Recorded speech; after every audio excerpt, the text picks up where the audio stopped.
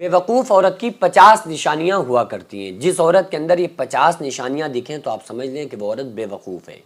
और अगर कुछ निशानियां इसमें से दिखें, 50 नहीं यानी 2-4 निशानियां अगर उसके अंदर मौजूद हैं तो फिर वो बेवकूफ़ी की कंगार पर है। और कुछ औरतें ऐसी होती हैं जो अपने शौहरों पर राज करती हैं। तो सबसे पहले वो अलामात आप सुनिए जो बेवकूफ़ औरत के अंदर जो अलामात होती हैं, बेवकूफ़ी की जो पहचान है वो कौन सी निशानियाँ हैं। और अक्सर व बेशतर जो नादान औरतें होती हैं उनके अंदर सारी निशानियां नहीं तो चंद निशानियां मौजूद होती हैं।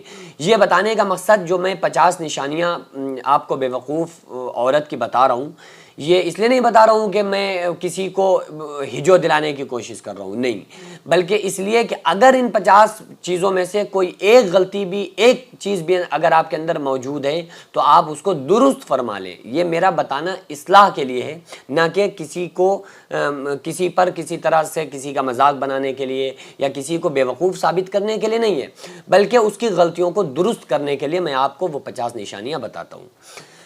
पहली निशानी, शौहर के रिश्तेदारों से नफरत करना। जो औरत शादी के बाद अपने शौहर के रिश्तेदारों से नफरत करती है वो औरत बेवकूफ़ होती है, क्योंकि बात बात में उनसे लड़ना झगड़ना, घुल मिल के ना रहना, तो ये बेवकूफ़ की निशानी है। घुल मिल के रहेगी तो उसका प्यार मोहब्बत बढ़ेगा और इससे शौहर भी उससे मोहब्बत करने लगेगा।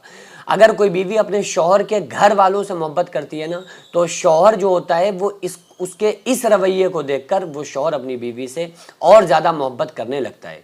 तो ऐसी फिर औरत फिर शौहर के दिल पे राज करती है।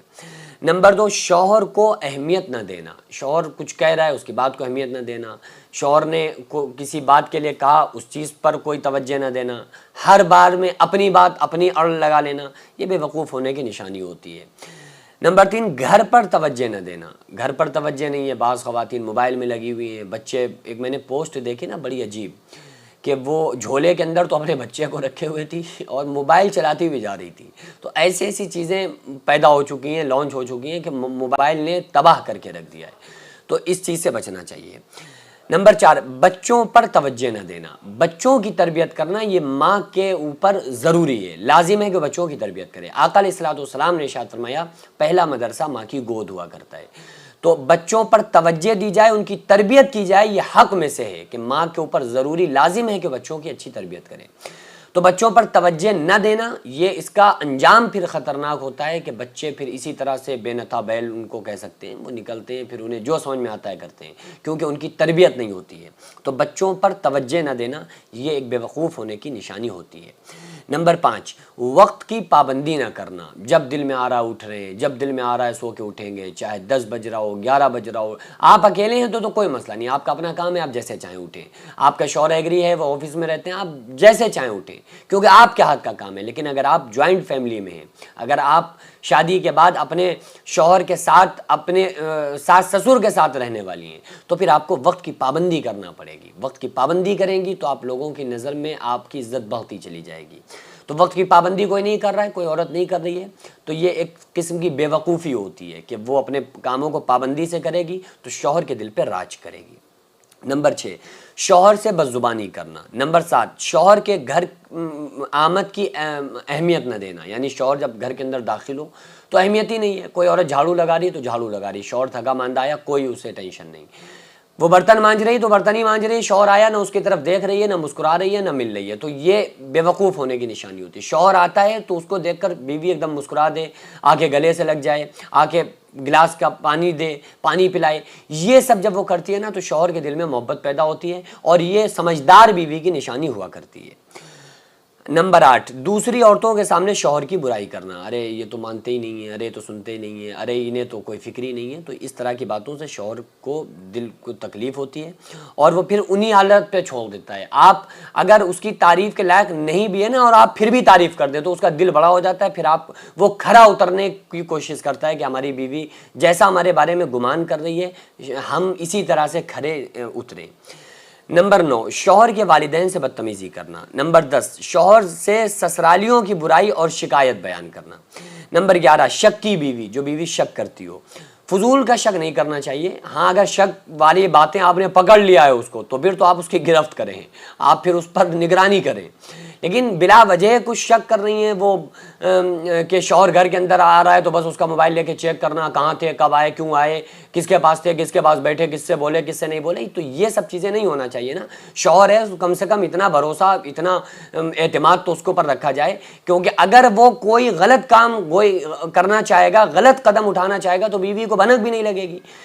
تو بیوی بھروسہ کرنا سیکھے, اس کے بھروسے کو جیتے, تو یہ سمجھدار بیوی کی نشانی ہوتی ہے. اس کے علاوہ فضول خرچ بیوی, بلا وجہ خرچ کرنے والی. کچھ عورتیں, تو میں سب کی بات نہیں کر رہا ہوں, اور بہت ساری عورتیں تو جمع کر کر کے رکھتی ہیں, بہت اچھی عادت ہوتی ہے.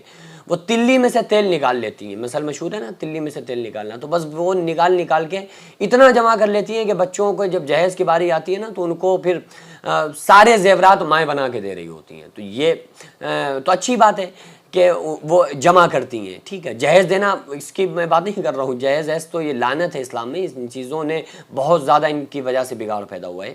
لیکن یہ جمع کرنے والی عادت کہ وہ تھوڑا تھوڑا کر کے اچھا خاصا جمع کر لیتی ہیں, کبھی شوہر کے کام آتا ہے تو کبھی بچوں کے کام آتا ہے. لیکن جو کچھ عورتیں ایسی ہوتی ہیں جو بہت زیادہ فضول خرچی کرتی ہیں. اس کے علاوہ نخرے دکھانے والی بیوی. نخرے اتنے اس حد تک ٹھیک ہیں جہاں تک بیوی کے نخرے شوہر برداشت کر رہا ہے. ہر وقت نہیں دکھانا چاہیے. کبھی کبھی اگر کوئی عورت نخرے دکھا رہی ہے نا تو یہ تو بہت اچھی بات ہے کہ شوہر کو بھی اچھا لگ رہا ہوتا ہے, چلو ہماری بیوی نخرے دکھا رہی ہے. لیکن وہ نکچڑی ہوتی ہے نا کچھ کہ وہ صبح دوپہر شام 3 مرتبہ 3 بار کھانا کھا کے جب تک وہ نخرے نہیں دکھائیں گی, جب تک انہیں لگتا ہی نہیں ہے کہ ہم نے کھانا کھایا, ان کا کھانا ہضم نہیں ہوتا ہے. تو اتنا زیادہ نہ دکھاؤ, شوہر کا موڈ دیکھ لو, اس کے بعد پھر دکھاؤ تو چلتا ہے. نمبر 14, شوہر کی حوصلہ افزائی نہ کرنا. شوہر نے موبائل لا کے دیا, کوئی گفٹ لا کے دیا, اب اس کی حوصلہ افزائی نہیں ہے, اس میں بھی کمی نکالنا, ارے آپ سے یہ کروایا تھا آپ نے یہ نہیں کیا, وہ نہیں کیا, مطلب کوئی حوصلہ افزائی نہیں. تو یہ غلط ہے. جب شوہر کوئی گفٹ لا کر دے, اب آپ سوچ رہے ہوں گے کہ ہمارے شوہر لا کے ہی نہیں دیتے, تو آپ ان سے کہو نا کہ آپ کو لا کر دیں. تو یہ تو جیسا ان کا بجٹ ہے, اگر ان کا جیسا بھی حساب ہے, اگر وہ 300 روپے روز کماتے ہیں تو آپ کو ایک چاکلیٹ صحیح, اگر وہ زیادہ کماتے ہیں تو آپ اپنی حیثیت کے مطابق وہ اپنی بیویوں کو گفٹ دیں. تو اس پر پھر بیویوں کو حوصلہ افزائی کرنا چاہیے, ٹھیک ہے. اس کے علاوہ کھانے میں شوہر کی پسند کا خیال نہ رکھنا. شوہر کھائے نہ کھائے کوئی مطلب نہیں, جو من میں آیا وہ بنا کے رکھ دیا, نہیں. شوہر کی پسندیدہ کھانا بنانا, اس سے شوہر کے دل میں محبت پیدا ہوتی ہے, اور ایسی عورتیں شوہر کے دلوں پر راج کرتی ہیں. اس کے علاوہ گھر کا بجٹ نہ بنانا. اب میں بہت شارٹ میں آپ کو بتا رہا ہوں کیونکہ ایسے تفصیل بتاؤں گا تو بہت لمبا ہو جائے گا. اس کے علاوہ شوہر کے ذاتی استعمال کی چیزوں کا خیال نہ رکھنا. کام پر جانے کی تیاری میں شوہر کی مدد نہ کرنا. شوہر کام پہ جا رہا ہے, اس کی مدد ہی نہیں کر رہا, شوہر جا رہا ہے بیچارہ, خود اٹھ رہا ہے, خود ٹفن تیار کر رہا ہے, خود جا رہا ہے, ٹھیک ہے. اس کے علاوہ دوسرے لوگوں کے سامنے شوہر کی عزت نہ کرنا. بار بار میکے جانے کی ضد کرنا, بار بار جانے کی ضد کرنا. جب شوہر نے اجازت دے دی ہے تو ٹھیک ہے, پھر بار بار نہ کی جائے. مطلب یہ نہیں کہ اب جائیں نہ, بار بار نہ جائے کہ بھائی آج بھی, کل بھی, پرسوں بھی, اب ہمیں روز جانا ہے, بار بار ضد نہ کریں. فضول مشاغل میں وقت ضائع کرنا. شوہر کے آتے ہی موڈ آف کر لینا. جیسے ہی شوہر گھر کے اندر آیا موڈ آف کر لیا.